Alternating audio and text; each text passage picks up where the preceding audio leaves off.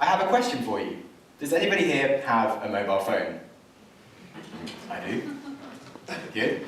Okay, keep your hands up. Who here maybe uses their phone too much? I definitely do. Who here has ever used their phone whilst sitting on the toilet?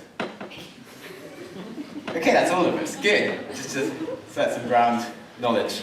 So, TEDx audience, the educational elite, we do have a bit of a problem, it appears. Now, I'm Sam Harris. I studied evolutionary psychology, and I worked in artificial intelligence, measuring human emotions during digital interaction and how we can drive their behaviours, which was a bit creepy, but I left. And I spent the last 3 years with no career, just working on my master plan, and then I spent 5 days in North Korea and hitchhiked across Kazakhstan. That rhymed, by the way. Iambic pentameter and everything. You're welcome. During my travels, I also spent 3 weeks in Tasmania, living in the woods with no roof, no technology, and no clothes. And when I came back to society, I saw humans kind of, just as these apes that they are, but being mind-controlled by their phones. And it was a very surreal moment, because we watch these dystopian movies of the future where we live in these virtual reality worlds, or we have a needle in our brain to enter the matrix, and yet, every day, our attention is just grabbed by the eyeballs. You know, we transcend into like the chaotic world of our email inbox. We lose ourselves in the infinite universe of Facebook. We dive down the wormholes of YouTube. And who knows where we end up. And this really is a problem. Like, when we're on our devices, we aren't present in the real world. Like, this mindless behavior is just that. It is mindless, without mind. Our consciousness, it turns off. Now, ladies and gentlemen, I really would love to turn you on. Now, I don't know what you're thinking here. Maybe you're still thinking of me naked from earlier. Like, please, no, this is TEDx, not TEDxXX. Just keep it down. No, I really want to turn your consciousness back on and to make you mindful. Just to keep that clear. So that's going to be the subject of my speech. We're going to learn about why our attention is grabbed so strongly by the eyeballs, and why our attention is so precious, and what we can do to take it back. So essentially, like, your brain, it just likes to get addicted to things. If it has a behaviour that gives it a reward, it just goes to take that behaviour and it'll shortcut over old behaviours, and it'll override them and it'll start doing that one more. So your phone is like this infinite world of rewarding things that you can do. You know, you can be answering your email, you can be doing stuff, you feel connected, you feel productive. So when you're in your life and you're about to start a big task or something that seems a bit difficult, you feel a bit unsure and unproductive. And you have this thing in your pocket that's like, oh, you can instantly start feeling productive again. And it makes you feel safe, and you find it hard to start difficult tasks. Or if you're in your task, you maybe reach a point where it becomes a bit difficult again, and you start feeling unproductive. Your phone's there to make you feel like you're a new, useful person again. And it's very hard to concentrate on what you're doing. But then even, you're in a queue, you're boiling your kettle, you're sitting on the toilet.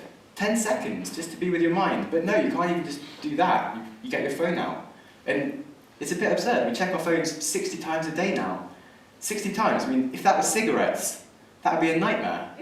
And yet we don't think about it with our devices. It's very weird. If you think about, I don't know if you've ever had a dog or know friends that do, you can get a collar for your dog that will give it a shock if it goes a bit too far. It's like, poof, and your dog will just come running back because it knows that it can't go too far from its owner, and it'll learn to stay near you. Now, are we like that with our phones? If we go too far from our phone in the morning, if we forget it, do we get this shock of anxiety that makes us run back for it? I think we do. Now, that begs the question, do we use our phones, or do our phones use us? It's a bit worrying. And it's also not that surprising.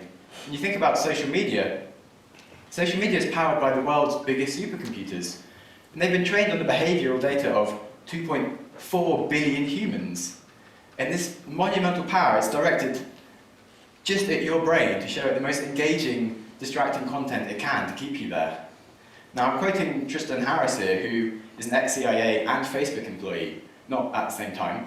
And on his comment about the modern economy, he says that a tree is worth more dead than it is alive.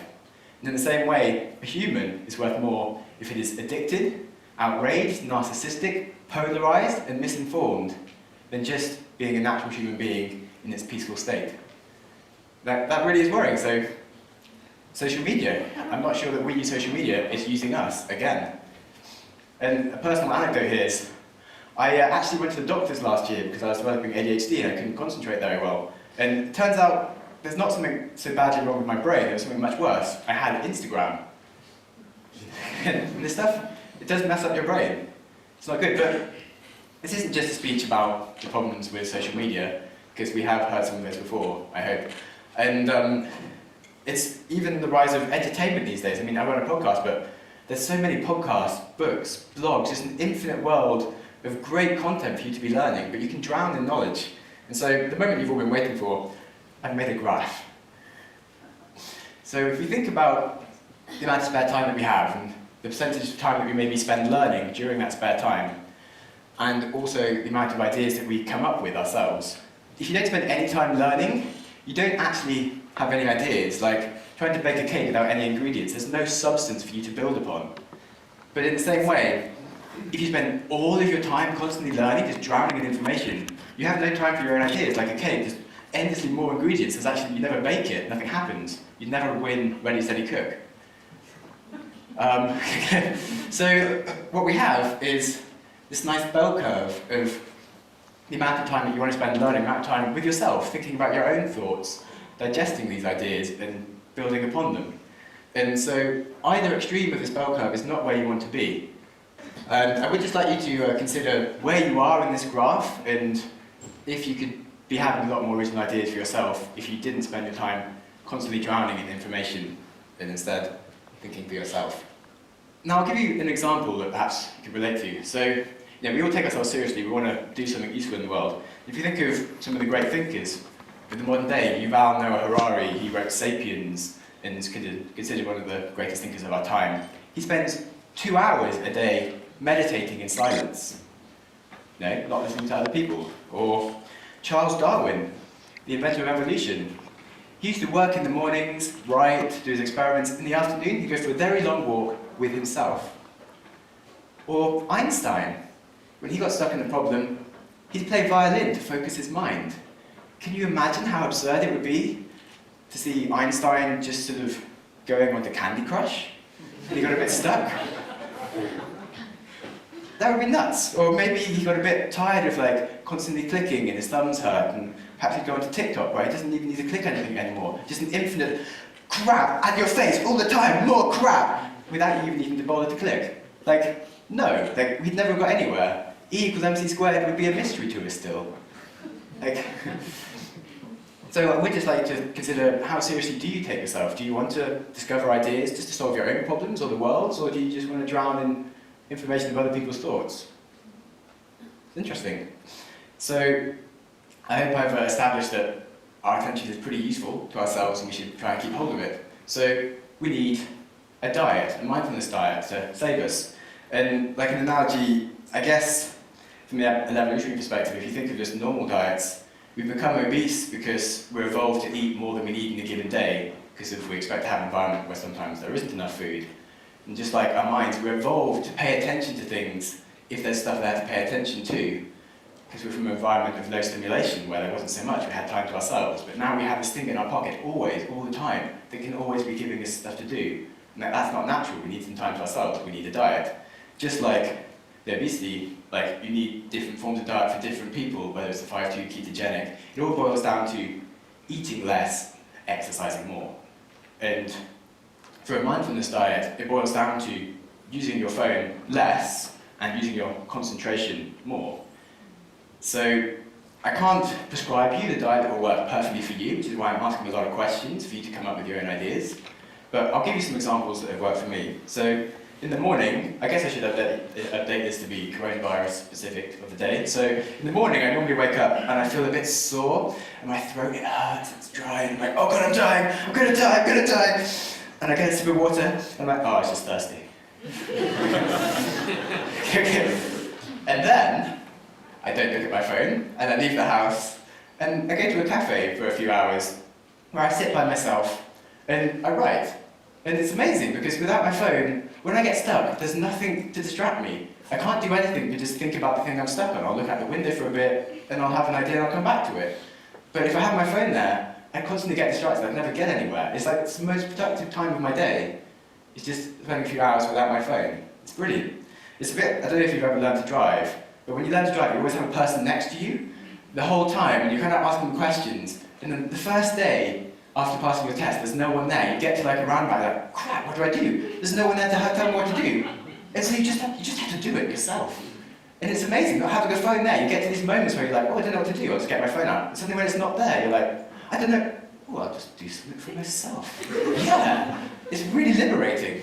And it's good. I would recommend it. And if you can, try and spend one day a week without your phone, like on a Sunday. The entire Jewish nation does do this. I lived in Israel for a bit, and I can tell you, nothing happens on a Saturday. No one has any technology. And they come back from their weekend, and they're so chilled out. They're just like, yeah, it was good. They just set out, they walk around, chill, and it's so good for your brain. So if you can, try and bring this in. But it's not just getting away from our devices, like we do need them, we can use them in smarter ways. Like I said, we do actually need to spend time learning. So, I mean, I run a podcast, but I would say listen to podcasts less, or what I do now is, after I've listened to one, I press pause, and I'll talk to myself. I'll discuss, what did I just learn? What could be improved in this podcast? What could they change?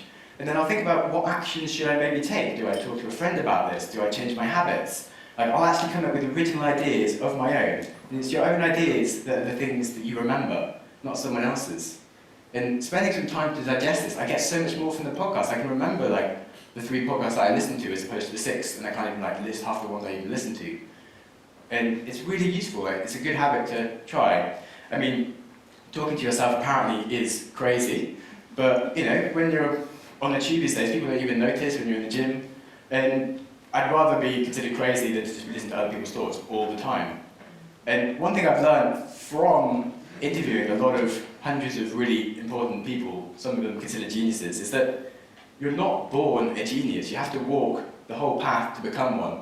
And the final step, before you become a genius, is being crazy. Einstein, Darwin, they were all called crazy before they got there. So, sure, when you are crazy, you might be miles away from being a genius, maybe on a different planet, but you could potentially be one step away from being a genius, you never know. So, it's worth doing it. It's better than just being the same as everyone else.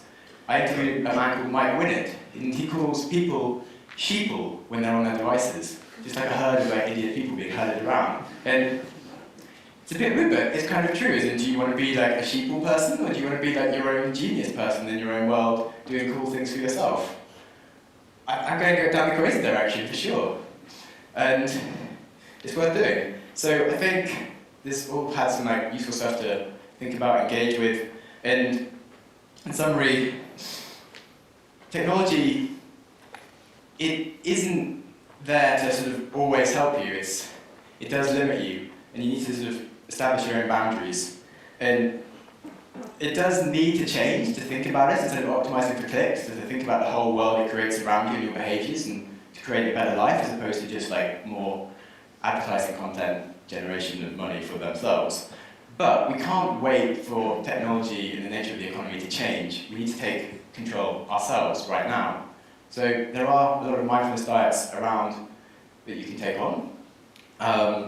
Tristan Harris, as I mentioned, has some great resources around the mind-grabbing nature of technology and what to do about it.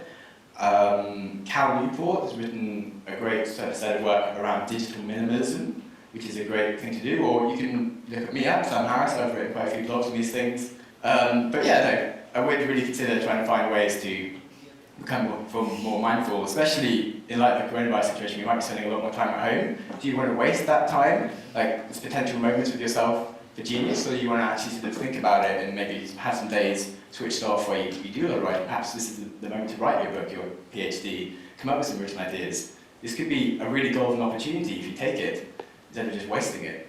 And so I've told you about some of the things I do, but you do need to find your own ideas for yourself that will work for you. So I would like to discuss with other people and think about things like, do I use my phone, or does my phone use me? What is the ratio of time I spend learning, and what is the ratio of time that I spend listening to myself, other people's thoughts? And I guess when I'm using my technology, am I mindless or am I mindful? What actions can I take to engage with myself instead of engaging just with other people's thoughts? So I've been Sam Harris, and I really hope that you have this discussion with your friends and family and try and turn them on as well. Thank you very much.